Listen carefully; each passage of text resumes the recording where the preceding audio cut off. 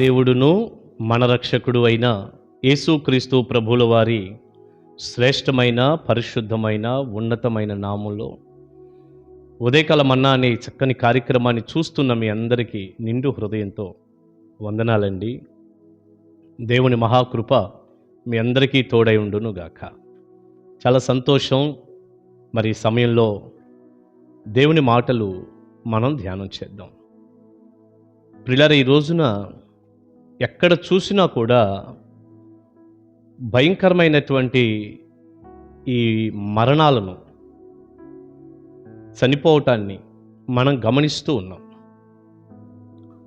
బయటకు వెళ్ళిన వ్యక్తి లోపలికి వచ్చిందాకా గ్యారంటీ లేదు. చూడండి, అంబులెన్స్ శబ్దాలు ఎంత విపరీతంగా వినపడుతున్నాయో, కొయ్యం కొయ్యం అంటూ. మనకేం అర్థమవుతుంది? ఎంత విపరీతంగా శబ్దం వినపడుతుందో మీరు గమనించండి. మనం ఏదైనా ఒక ఊరు దాటి వెళ్తూ ఉంటే ఎన్ని సమాధులు మనం దాటి వెళ్తున్నామో మీరు ఎప్పుడైనా గమనించారా?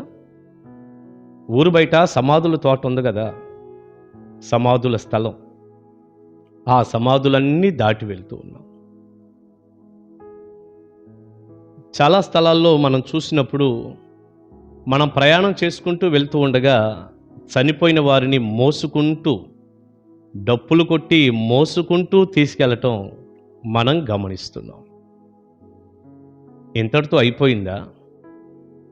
ఈరోజు యూట్యూబ్ పుణ్యమా అని ప్రపంచమే మన చేతిలో ఉందగా, మీడియా రూపంలో.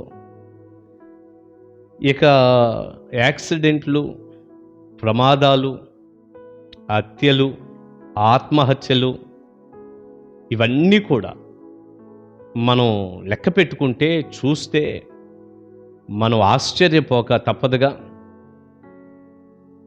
పిల్లలతో పాటు తల్లి రైల్వే ట్రాక్ మీద దుర్మరణం, బావిలో దూకి దుర్మరణం, ఉరివేసుకొని దుర్మరణం, ఒకరిని ఒకరు చంపేసుకోవటం. తీరా చూస్తే ఇదేదో అనుకున్నాము, ఇది హత్య అని తేలింది. చాలా స్థలాల్లో వరదలు, ఎన్నో స్థలాల్లో భూకంపాలు, ముఖ్యంగా రోడ్డు ప్రమాదాలు, వాహనాల ప్రమాదాలు. ప్రియులారా, ఇవన్నీ చూస్తుంటే మనం అసలు మనకున్నటువంటి మనస్తత్వాన్ని బట్టి అసలు చూడలేకపోతున్నాం. చూడండి, భయంకరమైనటువంటి ఈ మరణాల వాతావరణం మన చుట్టూ ఉండటం మనం గమనిస్తున్నాం. ఒక మాట నేను అడుగుతాను. మరణం అనేది వారిని గుచ్చేసింది కదా, వారిని చంపేసింది. అది మన దాకా రేపు వచ్చిందంటారా? రాదంటారా? మనం ఏమైనా ప్రత్యేకమైన వ్యక్తులం అంటారా? వారిలాంటి మనుషులమే అంటారా? వారు మరణించారు కానీ నేనెందుకు మరణిస్తానండి, నా దగ్గరికి ఎందుకు వచ్చిందండి అంటారా? లేకపోతే వారందరినీ కూడా మరణం గుచ్చుతూ వెళ్ళిపోతుంది, వారందరినీ కూడా కబలించి వేస్తుంది, రేపది నా దాకా వచ్చిద్ది, ఒక రోజున ఇది ఖచ్చితంగా జరిగిద్ది అన్నదేమైనా మీకు అర్థమైందా? ఎటు చూసినా మరణపు వాతావరణం కనపడుతున్నా, ఈరోజు చూసిన వ్యక్తి రేపు రోడ్డు మీద జ్ఞాపకార్థ కూడికని, పెద్ద కర్మని ఒక ఫ్లెక్సీలాగా మారిపోతున్నా, ఈ రోజున మనం కనీసం ఆ స్పృహ లేకుండా, కనీసం దాని మీద ఒక అవగాహన లేకుండా, ఏదో నిర్లక్ష్య వైఖరితో ప్రజలు ఉండటం ఈ రోజున కూడా మనం గమనిస్తూనే ఉన్నాం. ఓ దైవజనుడిగా అడుగుతున్నాను, వారి దాకా వచ్చింది మన దాకా రాదా?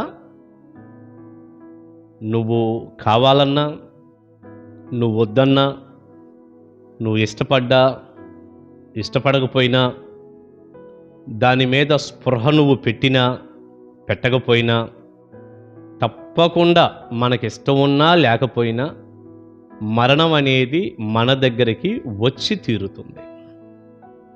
అందుకే పరిశుద్ధ గ్రంథంలో ఏమని రాస్తుందో తెలుసండి?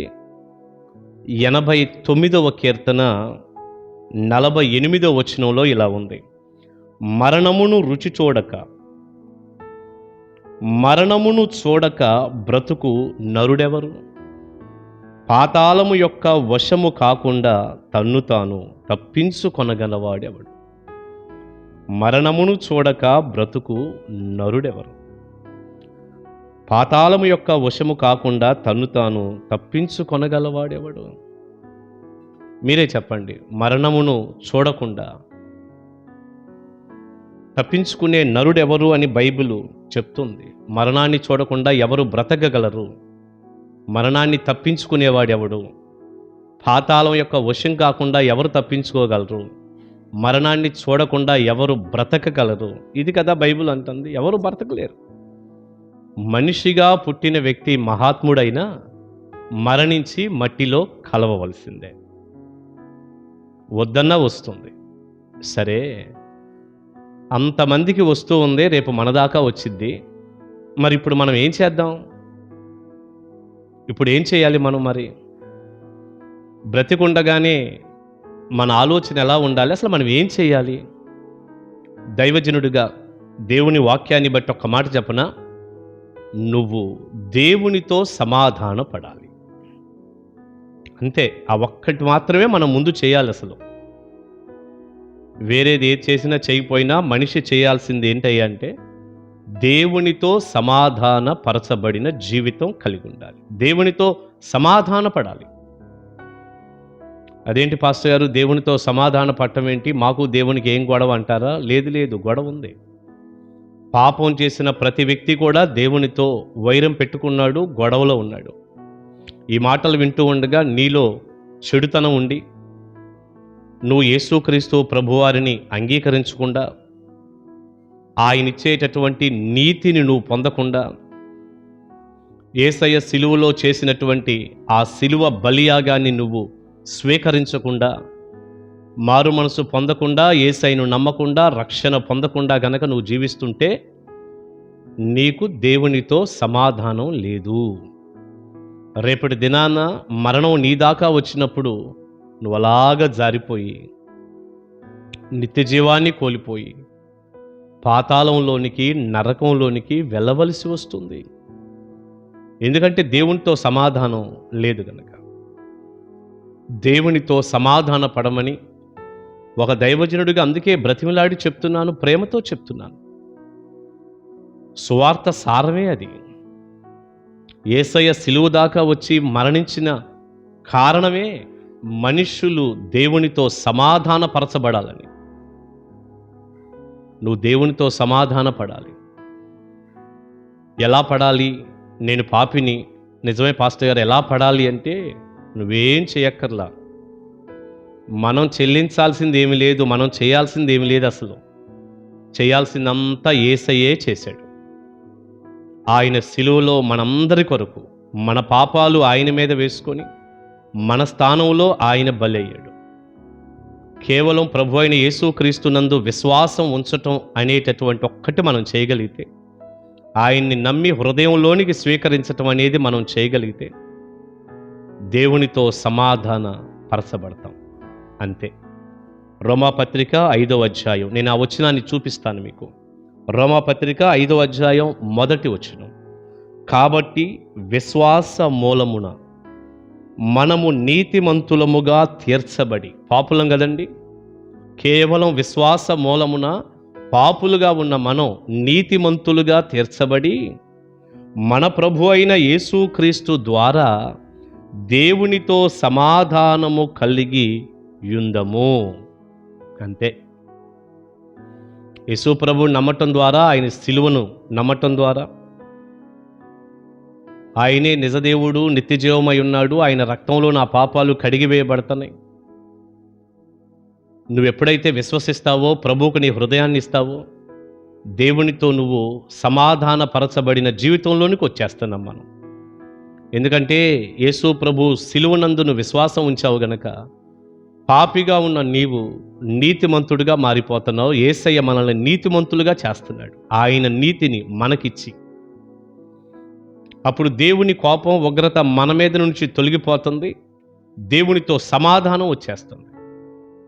మన మీదకు రావాల్సిన కోపం ఉగ్రత అంతా యేసయ్య తన మీద వేసుకున్నాడు కాబట్టి యేసు ప్రభువునందు విశ్వాసం ఉంచినటువంటి ప్రతి వ్యక్తికి కూడా యేసయ్య నీతి ఆపాదించబడి ఉగ్రత నుండి మనం తప్పించబడినట్లుగా, పరలోకానికి వెళ్ళినట్లుగా, నరకం కొట్టివేయబడి నిత్య జీవాన్ని పొందినట్లుగా మనం దేవునితో సమాధాన పరచబడుతున్నాం.